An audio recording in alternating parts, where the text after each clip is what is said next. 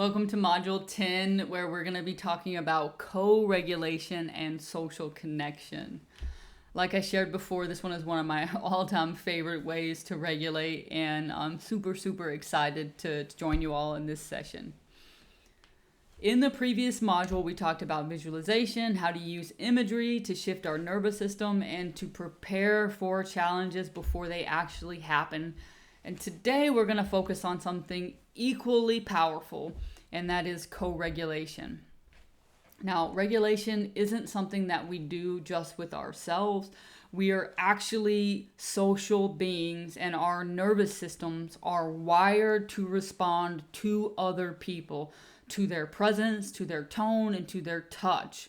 And when we can connect with someone who is steady and attuned, then our system will start to settle and regulate just as the other person's is. Now, in this module, we're going to explore what co-regulation is, why it matters for both the individual level and for leaders, and we're going to practice a couple of techniques and reflect on how leaders can intentionally build environments where people can support each other's nervous system regulation in the workplace. So let's start with what actually is co-regulation. Now, co-regulation is the process of calming or stabilizing our nervous system through connection with others. And this actually begins in infancy, right? When a baby cries and a caregiver holds it, that is one person's nervous system settling the other person's. And this pattern continues throughout our life, whether it's eye contact, tone of voice, or physical touch. Presence in all of its forms basically acts as a signal of safety for us. And nervous system in this regard is basically constantly reading other people's cues and responding, it kind of mirroring that, right? And so when someone is tense or angry, then we're going to feel that in our own body and we're going to respond to that, right? How many times have you been in a heated debate with someone and they rise and then you rise and they rise again and then you rise again, and it just is a never-ending cycle of back and forth of like tension, right? And but when we have someone who's kind of calm and grounded and regulated in themselves, then we're going to feel that and we're going to relax. Our body's not going to heighten and go to that next level, which is why mirroring people is such a powerful and effective tool.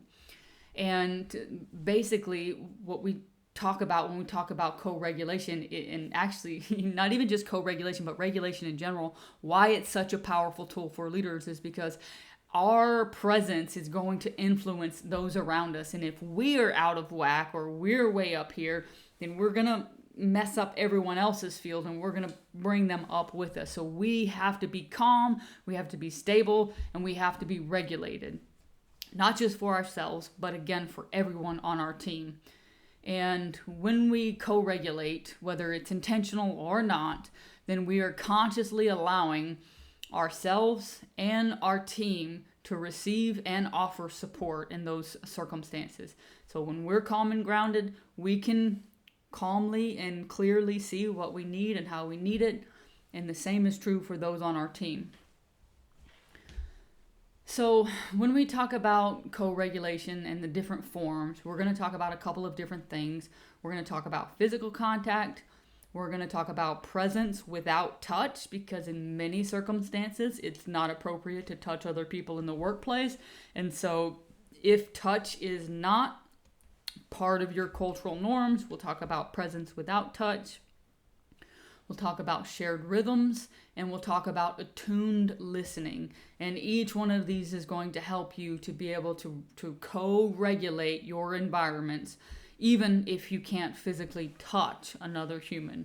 Now, many cases, physical touch is one of the best ways to actually calm a dysregulated nervous system. When someone has that stable presence, whether it's giving them a hug, whether it's, placing a hand on their shoulder or wherever they might want it, then that in and of itself can work to ground another human being. But again, it's not always ideal in different work environments. So let's start with different forms of physical contact. So hugs. Hugs are one of the most powerful things. Like, if you've ever hugged someone for longer than 20 seconds, you know what a powerful feeling that is. When you are hugging someone, you are sharing your energetic frequency with that person. And usually it is because you love them or you care about them, and you are filled with those emotions. And so especially when you share that love, that hugging, loving energy, then you're helping to regulate that person in that moment. All right.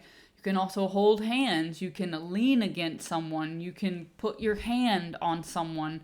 And again, let me come back to consent here, right? Consent is very, very important when we talk about physical touch. And so even if you were trained in some capacity to put your hand on someone's shoulder or on their leg, it is never appropriate to do that unless you've gotten consent from that person. And the same is true with hugging, right? And so make sure you have consent. But if you do have consent and they are distressed, whatever they've consented to, whether it's a hug, whether it's a physical touch in some other manner, feel free to use that with these individuals to signal that safety, to release the oxytocin in their body, and to calm their nervous system. Now, if you are in an environment where touch is either not appropriate or where people have not consented to touch, that doesn't mean that you cannot help co-regulate.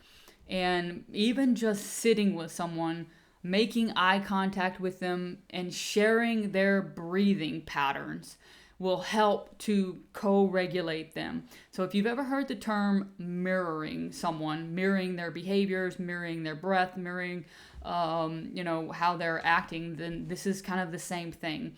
And so our body has mirror neurons that basically attune to other people. And if we provide that calm presence, even as the other person is rising, then their mirror neurons are going to kick in, and they're going to be like, okay, I'm escalating this to a place that it doesn't need to be. And it's going to kind of bring them back down a little bit. And so even if you're just sitting with someone, your presence can still help to co-regulate that person. And this can be really, really powerful in professional context, again, where touch is not appropriate.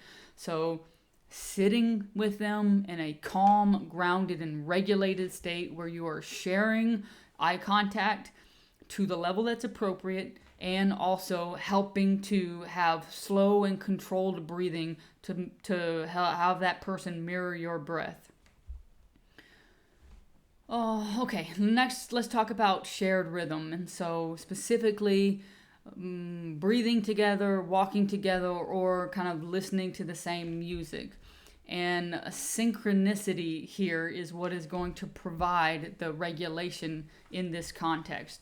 And so if you are actively breathing together, or if you're breathing slow and steady and they are naturally mirroring your breath, then that synchronicity is going to help to balance out the imbalanced frequencies that are happening between your bodies.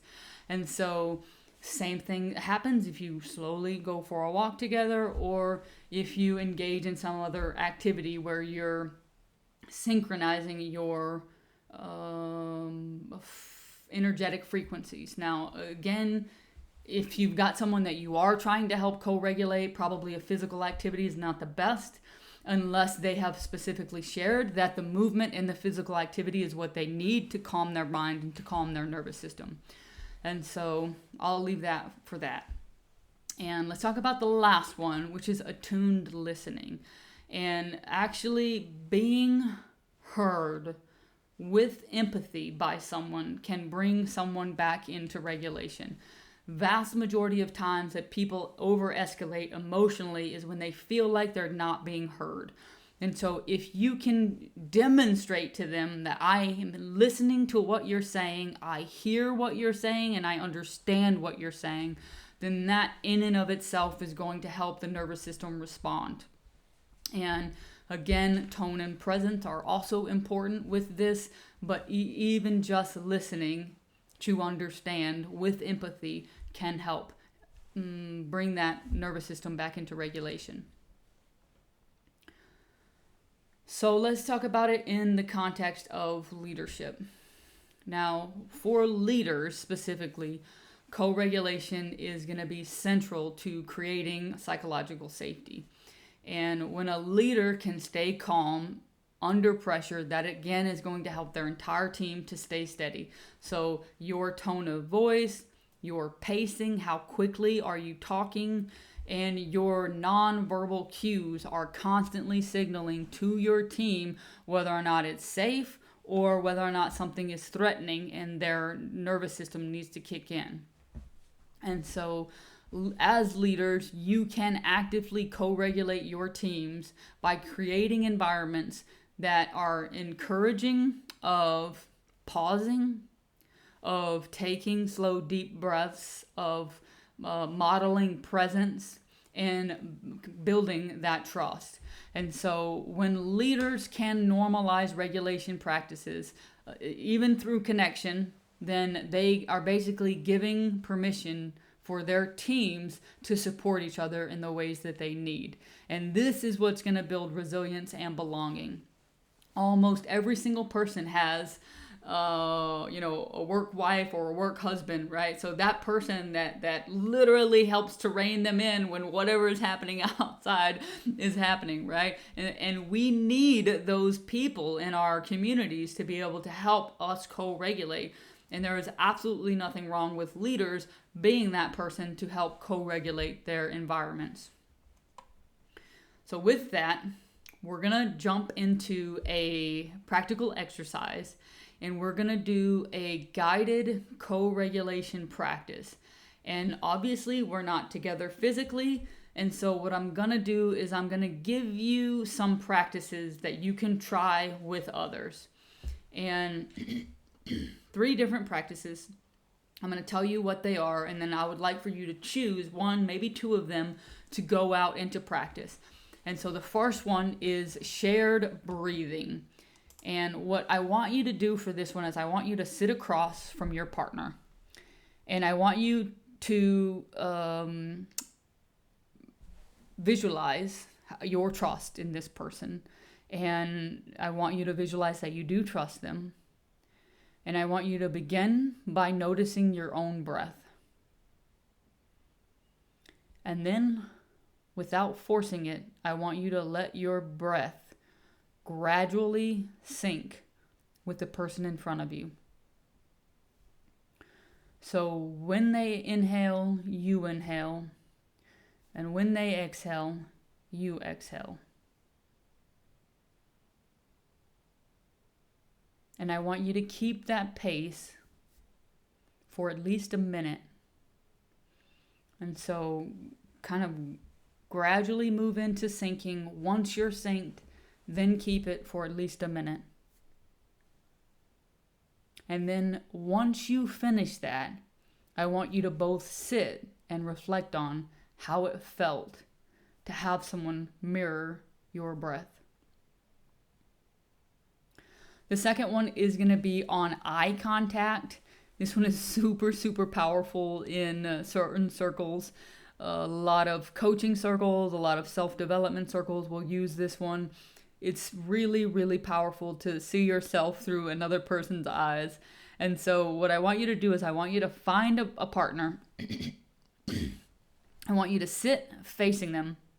And all I want you to do is to look into that person's eyes for 1 minute. And during that minute, you're not allowed to talk. You're not allowed to close your eyes. You're not allowed to look away. For 1 solid minute, you have to stare into that person's eyes. Again, not saying anything, just staring. And once you finish, we want you to notice how your body feels after experiencing the gaze in the presence of the person in front of you. And of course, if you have things that you want to share with that person afterwards, you're more than welcome to do that. Typically, when we do this exercise with groups of people, they almost always want to talk about things that came up. They almost always want to share. They almost always want to hug. And so, like, if you've got some of those things that you want to talk about, or if you want to hug or whatever, just make sure you have consent to do that. And feel free to thank them for engaging in the activity with you. And the last one is attuned listening. And so for this one, we want you to invite a partner to share something with. And it can be anything. It doesn't have to be anything big, but whatever it was, what they did this morning, what they're planning to do over the weekend, whatever they want to share. And as you listen, your role is going to be to give your full presence. So you're going to be making eye contact, you're going to be nodding, you're going to be breathing steady, and you're going to portray your presence in a way that they can actually feel that you are listening to what they're saying. And you don't say anything during this process, okay? So you don't get to say, what I'm hearing you say is this, or what comes to mind for me is this. Like, all you're doing is listening. And I want you to notice how this is going to affect both your energy and their energy. And of course, once you finish, we want you to take a pause and imagine how these exercises are working for your nervous system and what the power is behind some of these exercises. Some reflection prompts for this is, I want you to think about when you have co-regulated with other people, regardless of how, whether it was a friend, a mentor, or a colleague, what did they do that actually helped you? And is there a way that you can integrate whatever that thing was into your regular routines? And so if you really appreciate it when a friend gives you feedback about your work or your vulnerability or your courage or whatever, then ask people if every so often they can do that for you. If you really appreciate getting hugs from your mentor, then make time every so often to connect with your mentor to get a hug. And I also want you to think about how you tend to co-regulate others. Do you tend to touch? Do you tend to use your presence? Do you do it through your attuned listening skills, through your tone of voice? How do you normally co-regulate others? And then I want you to think about it from a leadership perspective. And how does your nervous system actually impact the people around you? When have you noticed that it exacerbated the situation, and when have you noticed that it calmed and regulated?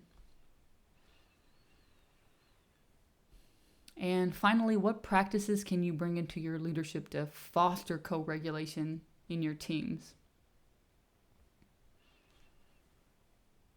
And as you think about those answers, we'll go ahead and close out, reminding you that co-regulation is not just about having an individual practice, but it's a shared resource, because our nervous systems are going to impact our teams.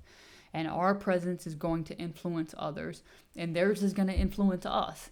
And so we have to have ways to consciously engage in co-regulation. And if we can do this, then we can build trust, stability, and belonging in our teams or across our teams. Now, as we move throughout the week, I want you to notice specifically when you feel calmer by simply being with someone. And I want you to notice how your presence impacts others. And what I mean by this is, like, who in your circle actually helps you feel calmer? What is it about them? What is it about what they're doing that helps you to feel calmer? And the opposite of that, when you're able to calm others, what is it that you're doing that is helping people maintain that regulated state? And remember, regulation is contagious, so when you do show up steady, you are inviting others into that steadiness as well. So with that, I am super excited to explore cognitive reframing with you next. And this is where we're going to learn how to shift our perspective so that the meaning of different things in our lives can actually change the way that our nervous system interprets it. And this is about turning anything into something beautiful and growth oriented. And so super, super excited to meet you in the next lesson where we're going to talk about cognitive reframing. So I hope you'll join me there.